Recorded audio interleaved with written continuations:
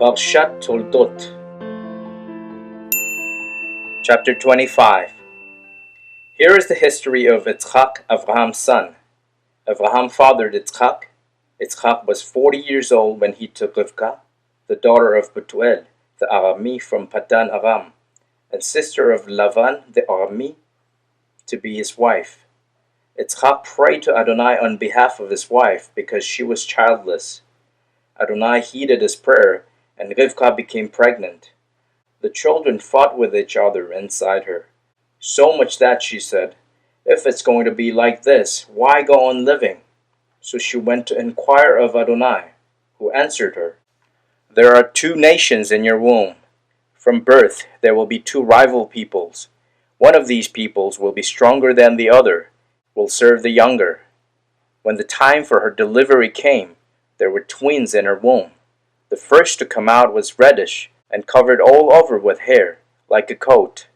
So they named him Esav. Then his brother emerged, with his hand holding Esav's heel, so he was called Yaakov. Yitzchak was 60 years old when she bore them. The boys grew, and Esav became a skillful hunter, an outdoors man, while Yaakov was a quiet man who stayed in the tent. Yitzchak favored Esav because he had a taste for game. Rivka favored Yaakov. One day, when Yaakov had cooked some stew, Esav came in from the open country, exhausted, and said to Yaakov, "Please, let me gulp down some of that red stuff. That red stuff, I'm exhausted." This is why he was called Edom. Yaakov answered, "First sell me your rights as the firstborn." "Look, I'm about to die," said Esav. "What use to me are my rights as the firstborn?" Yaakov said, "First swear to me." So he swore to him, thus selling his birthright to Yaakov. Then Yaakov gave him bread and lentil stew. He ate and drank, got up, and went on his way. Thus Esav showed how little he valued his birthright. Chapter 26. A famine came over the land, not the same as the first famine, which had taken place when Abraham was alive. Yitzchak went to Gerar, to Avimelech, king of the Philistines. Adonai appeared to him and said, "Don't go down into Egypt, but live where I tell you. Stay in this land, and I will be with you and bless you, because I will give you all these lands to you and to your descendants. I will fulfill the oath which I swore to Abraham your father. I will make your descendants as numerous as the stars in the sky. I will give all these lands to your descendants, and by your descendants all the nations of the earth will bless themselves. All this is because Abraham heeded what I said and did what I told him to do. He followed my mitzvot, my regulations, and my teachings." So Yitzchak settled in Gerar. The man of the place asked him about his wife, and out of fear he said, "She's my sister," he thought. "If I tell them she's my wife, they might kill me in order to take Rivka. After all, she's a beautiful woman." But one day, after he had lived there a long time, Avimelech, king of the Philistines, happened to be looking out of a window when he spotted Yitzchak caressing Rivka, his wife. Avimelech summoned Yitzchak and said, "So she is your wife after all? How come you said she's my sister?" Yitzchak responded, "Because I thought I could get killed because of her." Avimelech said, "What is this you have done to us? One of the people could easily have slept with your wife, and you would have brought guilt on us." Then Avimelech warned all the people, "Whoever touches this man or his wife will certainly be put to death." Yitzchak planted crops in that land and reaped that year 100 times as much as he had sowed. Adonai had blessed him. The man became rich and prospered more and more until he had become very wealthy indeed. He had flocks, cattle, and a large household, and the Philistines envied him. Now the Philistines had stopped up and filled with dirt all the wells his father's servants had dug during the lifetime of Abraham his father. Avimelech said to Yitzchak, "You must go away from us, because you have become much more powerful than we are." So Yitzchak left, set up camp in Wadi Gerar, and lived there. Yitzchak reopened the wells which had been dug during the lifetime of Avraham his father, the ones the Philistines had stopped up after Avraham died, and called them by the names his father had used for them. Yitzchak's servants dug in the valley and uncovered a spring of running water. But the herdsmen of Gerar quarreled with Yitzchak's herdsmen, claiming, "That water is ours."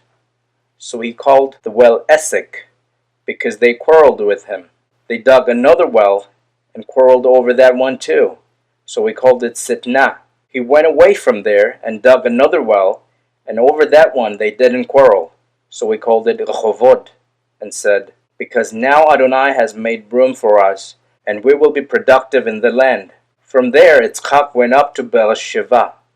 Adonai appeared to him that same night and said, "I am the God of Avraham your father. Don't be afraid, because I am with you.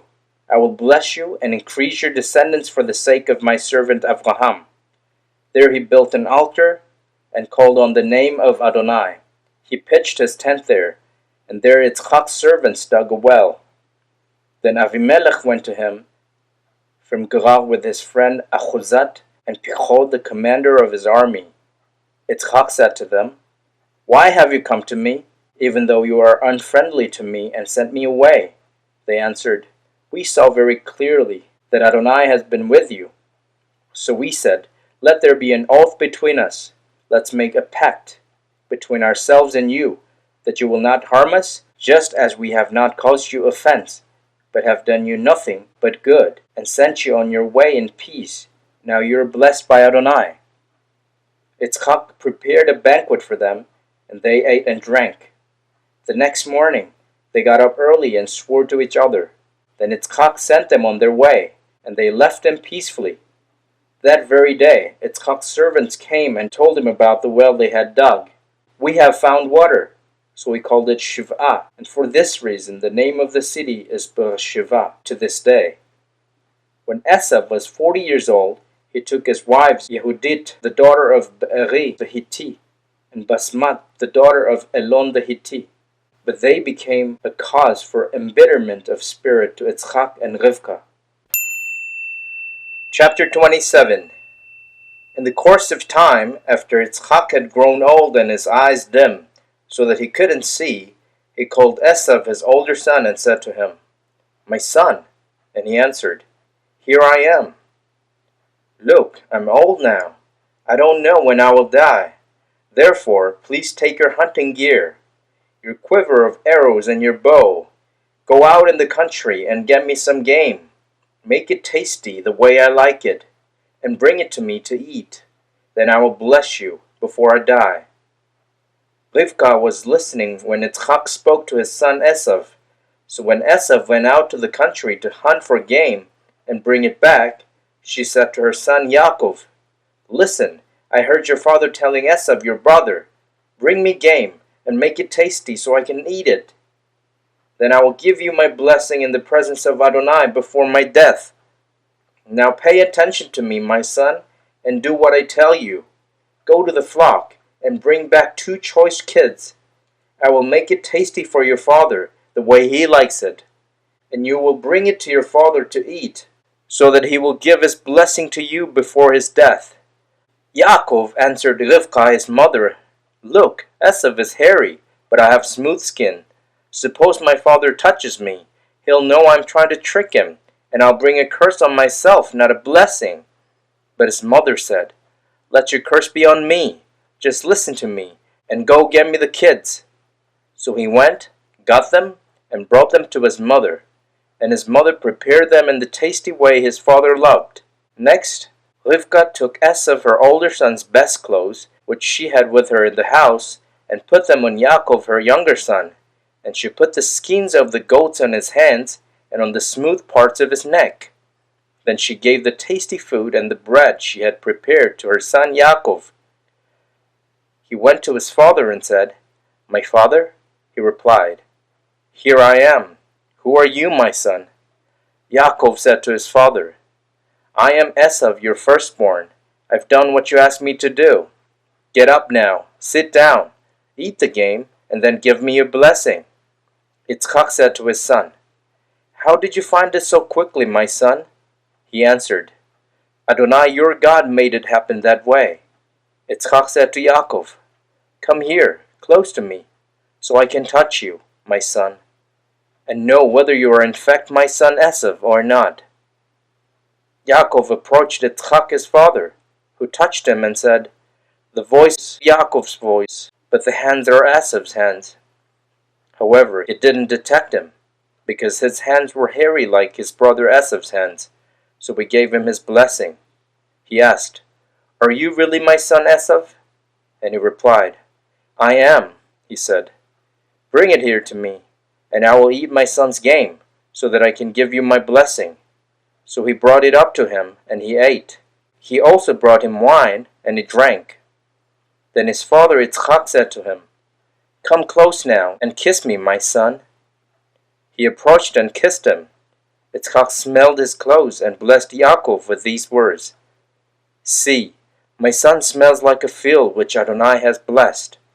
So may God give you dew from heaven, the richness of the earth, and grain and wine in abundance. May peoples serve you, and nations bow down to you. May you be lord over your kinsmen. Let your mother's descendants bow down to you. Cursed be everyone who curses you, and blessed be everyone who blesses you." But as soon as Yitzchak had finished giving his blessing to Yaakov, when Yaakov had barely left his father's presence, Esav his brother came in from his hunting. He too had prepared a tasty meal and brought it to his father. And now he said to his father, "Let my father get up and eat from his son's game, so that you may give me your blessing." Yitzchak his father said to him, "Who are you?" And he answered, "I am your son, your firstborn, Esav." Yitzchak began trembling uncontrollably and said, "Then who was it that took game and brought it to me? I ate it all just before you came, and I gave my blessing to him. That's the truth, and the blessing you must stand." When Esav heard his father's words, he burst into loud, bitter sobbing. "Father, bless me too," he begged. He replied, "Your brother came deceitfully and took away your blessing." Esav said, "His name, Yaakov, really suits him, because he has supplanted me these 2 times. He took away my birthright, and here, now he has taken away my blessing." Then he asked, "Haven't you saved a blessing for me?" Yitzchak answered Esav, "Look, I have made him your lord. I have given him all his kinsmen as servants, and I have given him grain and wine to sustain him. What else is there that I can do for you, my son?" Esav said to his father, "Have you only one blessing, my father?" "Father, bless me too." Esav wept aloud, and Yitzchak his father answered him, "Here, your home will be of the richness of the earth and the dew of heaven from above. You will live by your sword, and you will serve your brother. But when you break loose, you will shake his yoke off your neck." Esav hated his brother because of the blessing his father had given him. Esav said to himself, "The time for mourning my father will soon come, and then I will kill my brother Yaakov." But the words of Esav, her older son, were told to Rivkah.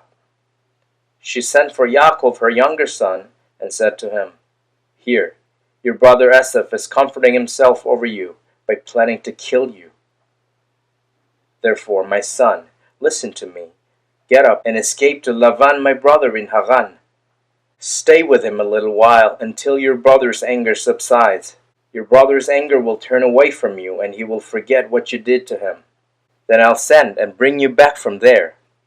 Why should I lose both of you on the same day?" Rivkah said to Yitzchak, "I'm sick to death of Hittite women. If Yaakov marries one of the Hittite women, like those who live here, my life won't be worth living." Chapter 28. So Yitzchak called Yaakov, and after blessing him, charged him, "You are not to choose a wife from the Hittite women. Go now to the home of Bethuel your mother's father, and choose a wife from there, from the daughters of Lavan your mother's brother. May El Shaddai bless you, make you fruitful, and increase your descendants, until they become a whole assembly of peoples.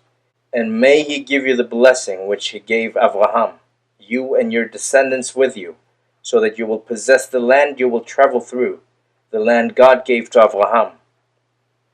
So Yitzchak sent Yaakov away, and he went to Padan Aram, to Lavan, son of Bethuel the Arami, the brother of Rivkah, Yaakov's and Esav's mother. Now Esav saw that Yitzchak had blessed Yaakov and sent him away to Padan Aram to choose a wife from there, and that as he blessed him, he charged him, "You are not to choose a Canaanite woman as your wife," and that Yaakov had listened to his father and mother and gone to Padan Aram. Esav also saw that the Canaanite women did not please Yitzchak his father, so Esav went to Ishmael and took, in addition to the wives he already had, Machalat, the daughter of Ishmael, Abraham's son, the sister of Nevayot, to be his wife.